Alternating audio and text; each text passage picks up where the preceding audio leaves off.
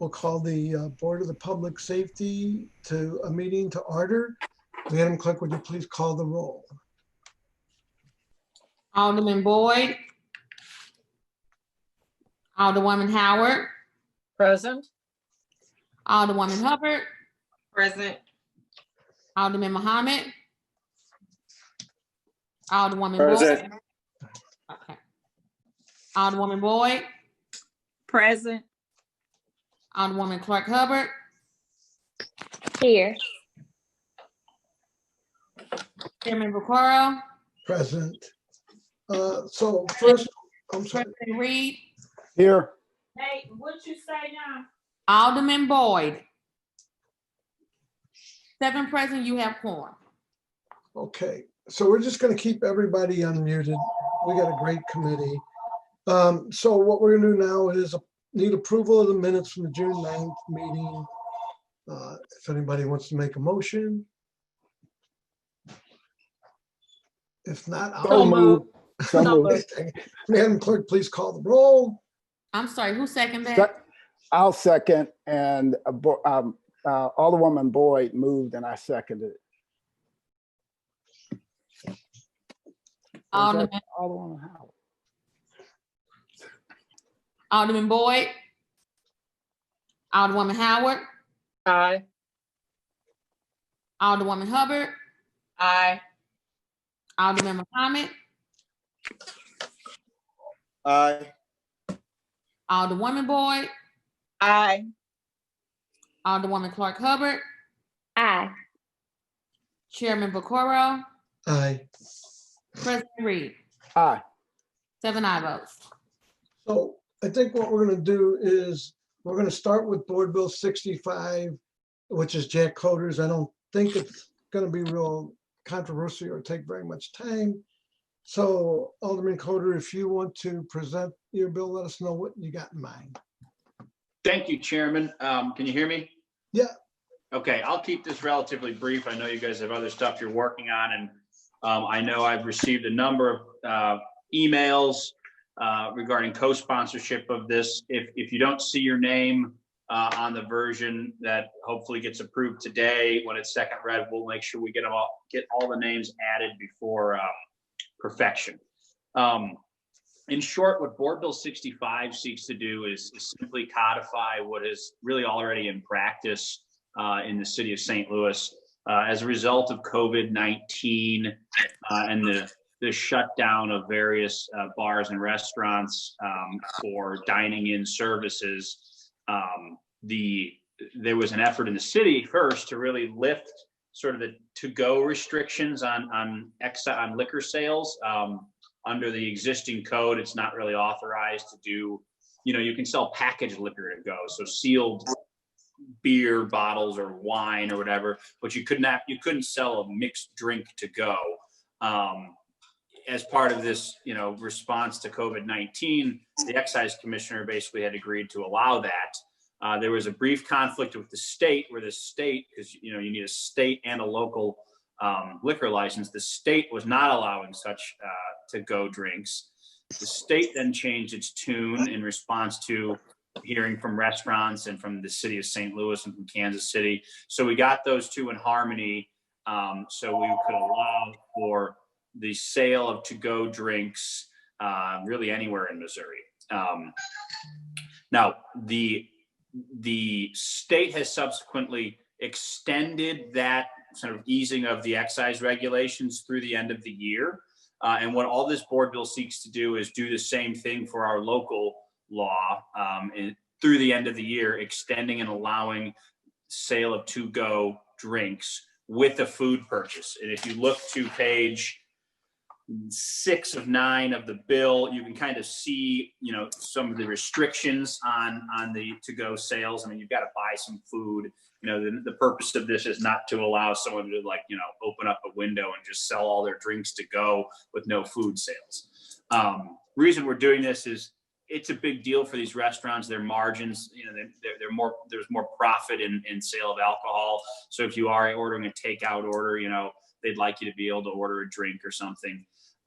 We've been doing this for a couple months. The sky certainly hasn't fallen. It's worked out fine. I think I've got the highest concentration of bars and restaurants in the city, and it really hasn't been an issue. I've talked to Miles McDonald, the excise commissioner, about it. He's reviewed the bill and has no issues with it. What we're also trying to do is get a similar permanent change at the state level. This sunsets at the end of the year because we don't want to create a situation where we've got conflicting excise provisions that could jeopardize people's licenses in the city if a city's saying one thing and the state is saying something else.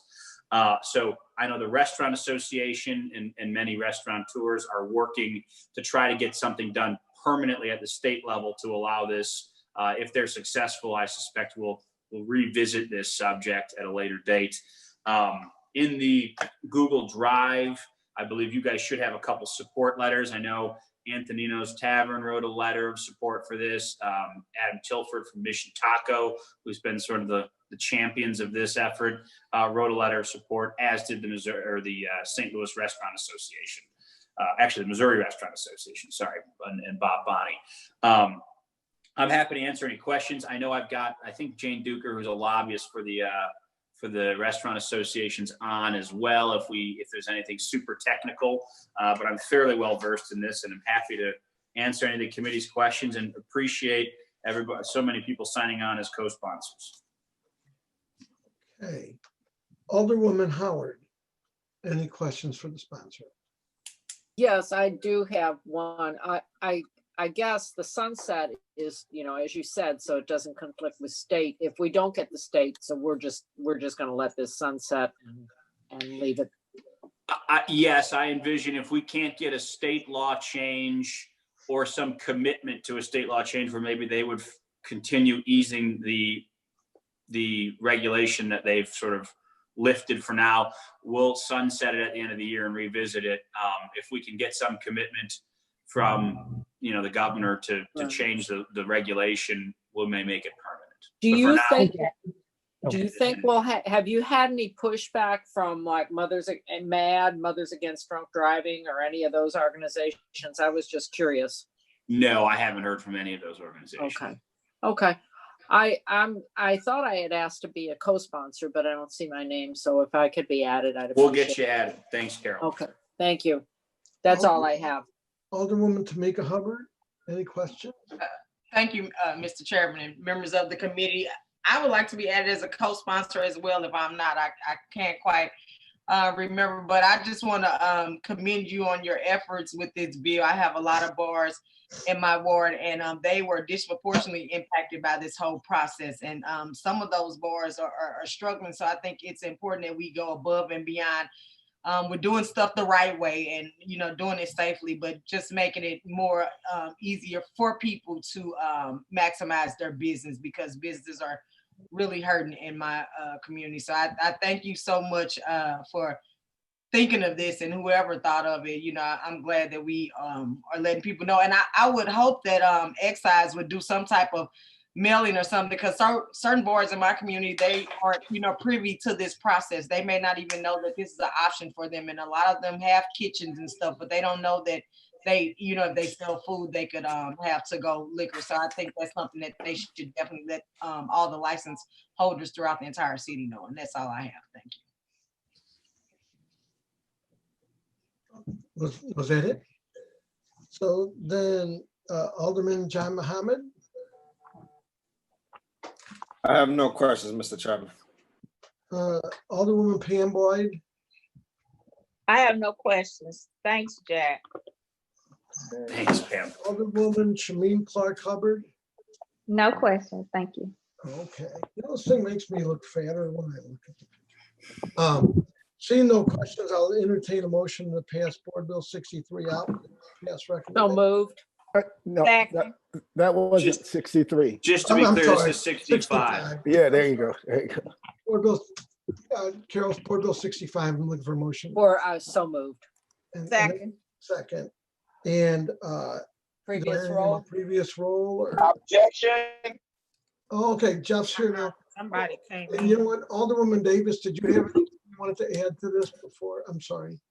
Mr. Chairman, I just wanted to say thank you because it's going to help a lot of people, and I'd like to add my name to the board bill, please, as a sponsor. Thank you. Okay, so we have a motion and a second. Madam Clerk, please call the roll. Alderman Boyd, Aye. Alderwoman Howard, Aye. Alderwoman Hubbard, Aye. Alderman Muhammad, Aye. Alderwoman Boyd, Aye. Alderwoman Clark Hubbard,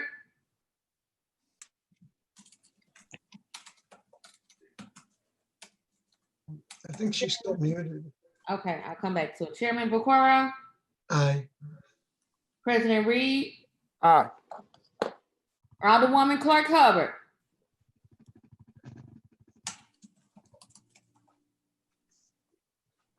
Well, she kind of, her picture went away. 7 aye votes. Okay. Thank you, members of the committee. Haven't we passed that out? So now we'll bring up Board Bill 63.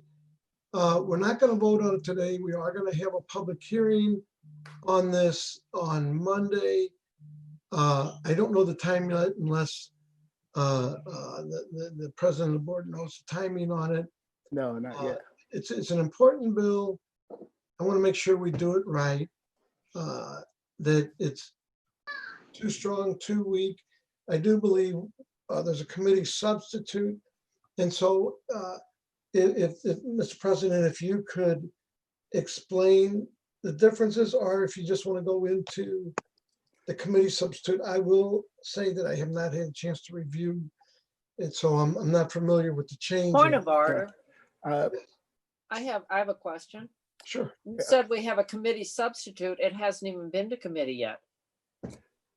No, but No, we can still introduce the committee introduced- substitute. Yeah, he sent us a committee substitute. Yeah, and I part think- of what, Mr. Chairman, if you will, Oh, sure. part of what we have to do right now is have a motion in a second and vote to get the committee substitute in front of us. And then we discuss the committee substitute. And then I also want to thank the chairman for agreeing to have another meeting to take public comment on Monday. This is a big bill and it impacts a lot of things. So I think it's important that we really take some comment in from the public. So I appreciate the chairman and also thank each and every one of the committee members in advance for the time that you will spend. So we don't, just curious procedure, we don't, since it's just a committee sub, we don't need to put the original bill in front of us first. No, I didn't think so, because it's not amendments to the original bill. It's really a whole different bill. yes, we can just, I don't know if we have that bill. it was emailed to everybody and the clerk and everybody yesterday. Hold on. Yeah, I did receive it. Well, if I have it, I don't see that it's marked committee substitute. I guess that's the thing. Okay. It was It's- for, let's see, so Terry, are you on board here somewhere? Terry Kennedy? I'm one here. This is We Sheree. can send you another copy of I can it. send you a copy, but it's in the board. If you click on the board bill, Yes, but I got Board Bill 65 in front of me, but it doesn't No, say. not committee. 65, 63. 63, Carol, it was my. Oh, okay, I'm I'm sorry. mixing them Yeah, up. Joe. I apologize.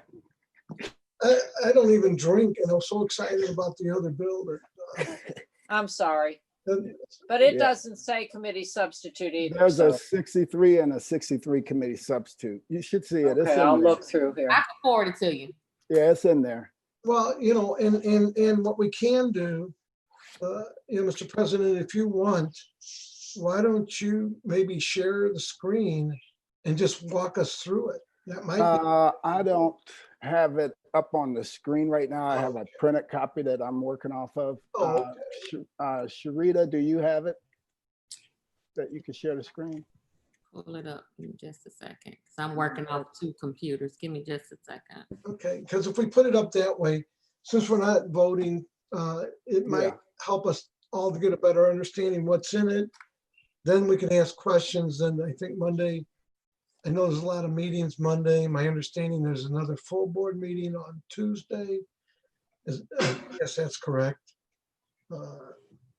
So Actually, Mary said that she can share it. Mary, can you share it on your screen? Sure, no problem. Let me pull it up. do that, and that way, and then, Mr. President, you can just talk us through it, and we'll kind of just, Actually, since Mary's sharing it, I'm gonna have her just walk through it real quick, and then I will take up from there. That way she can scroll the screen the way it works for her. Okay, thank you, and I appreciate everybody tuning in for this. There we go. There it is. Well, that's the marked up copy of the other copy, the final. Which one would you prefer to see, the clean copy?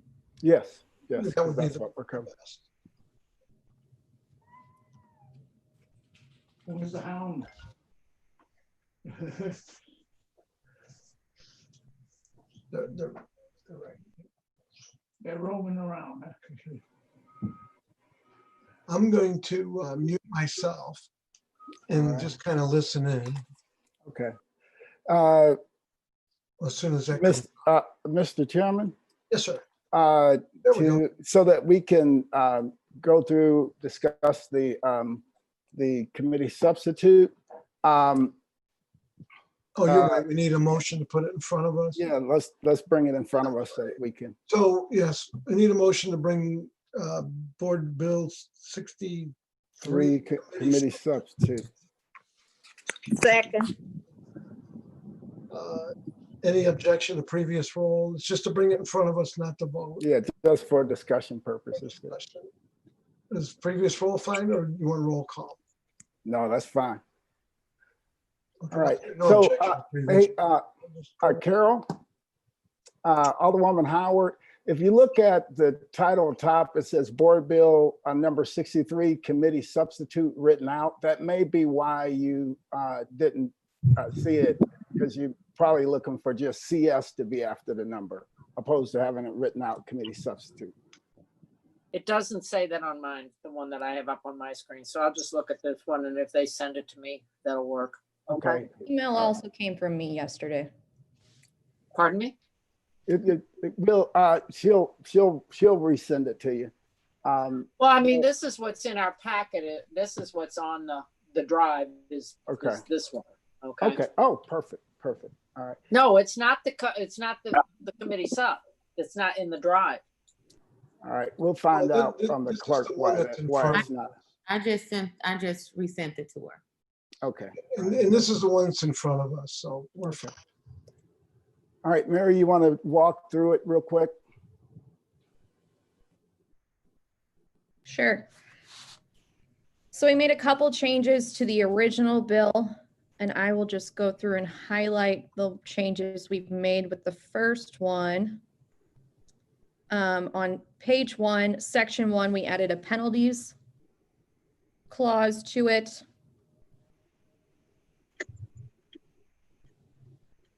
And that's been added to all the sections. And the penalty clause, right now it says 2,000. For a municipal fine, the maximum is 500. So that's one of the amendments that we'll make come Monday, is to have that be that max fine. But instead of putting a number in there, since the municipal fine is subject to change by ordinance in the future, we will probably say up to the maximum allowable municipal fine. So we're going to make that change, and that's in all that you'll see that outlined in all of the sections if you go through all of the sections. The next change was in section 3.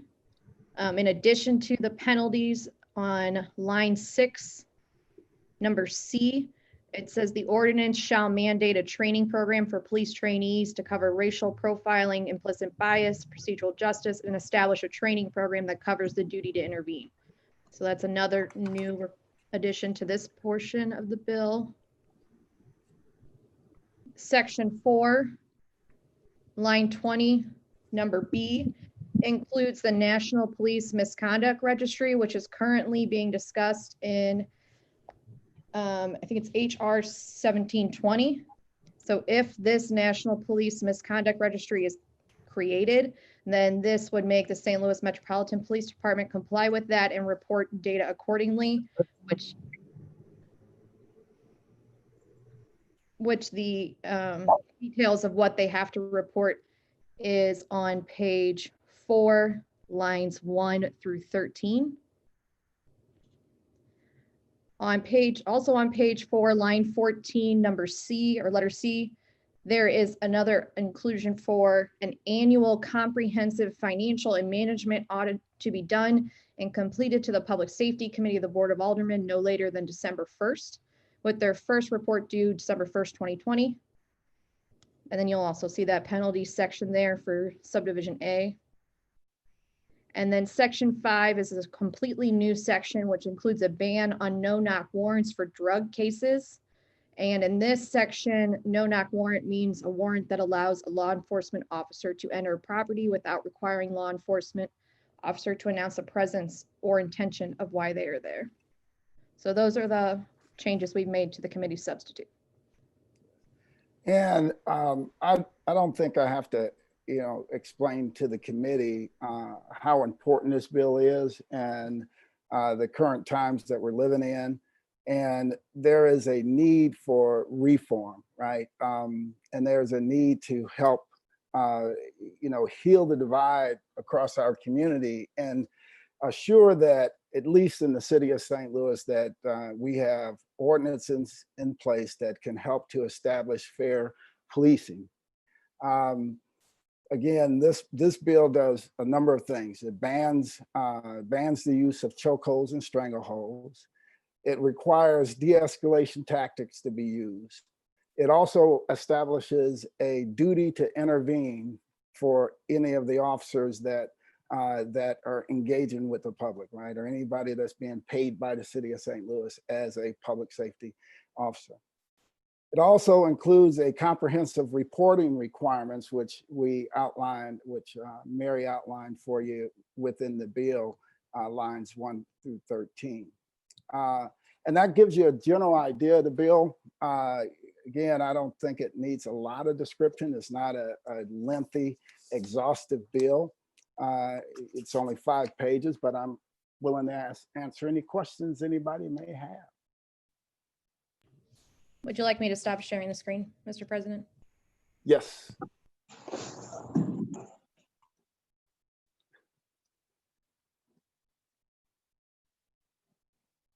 Mr. Chairman.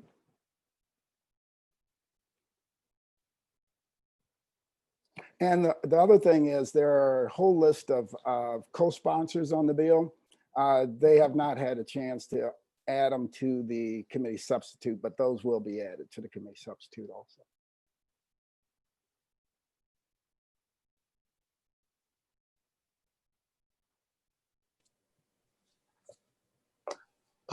I'm sorry. So, and one other thing, let me add one other thing. If you remember in 2014, when Mike Brown was shot and killed, both St. Louis City and St. Louis County they added policies banning chokeholds and strangleholds, right? Both St. Louis City and St. Louis County added that policy back in 2014, right? But they are policies that are on the books that are subject to change based on who the chief is, based on who the mayor may be, based on who the public safety director may be in the future. Part of what this bill does, it takes up those policies and codifies them into law so that moving forward, it's not just a policy that's subject to change with no transparency attached to it. It becomes an ordinance with some transparency and some penalties attached to it, along with a duty from any officer to intervene in any illegal act that they see another officer engaging in when dealing with the public. okay. So why don't we go down the list? It would be Vice Chairman Boyd. Any questions or? No questions. Okay. And we're going to have public testimony Monday. Let's see, where am I getting? Alderman Howard, any I questions? have, I guess, what was the interface with the chief of police or the chief of police and the, was there any conversation? The mayor's office, Because it looks like this is already in place on their policies, as you said, most Yeah. of it. well, parts of it, the ban on chokeholds and strangleholds, again, there are policies which are substantially different than an ordinance with penalties and reporting requirements attached to it, right? So the mayor's office did their study, and then they released an overview earlier this week, outlining the things that they are already covering, the things that I've listed, right? Okay, who would be charged with enforcement? Well, same people that are in charge with enforcement right now in the case of a police officer breaking the law, right? It would be the city at large. It would be the courts. It would be, it would start with the local commanders and the police chief, but if indeed they've broken the law, it would move over to the courts. Okay. That's all I have. And I still don't have the correct copy. I'll get it. I'll get it eventually. I sent it to you, Alderman Howard. It's the same one. It doesn't have this. If you click in the Roman numeral 5, you don't see it? Hold on. I'll find it. Don't worry about it. Click in the Roman numeral 5, it should have all the copies to it. Okay.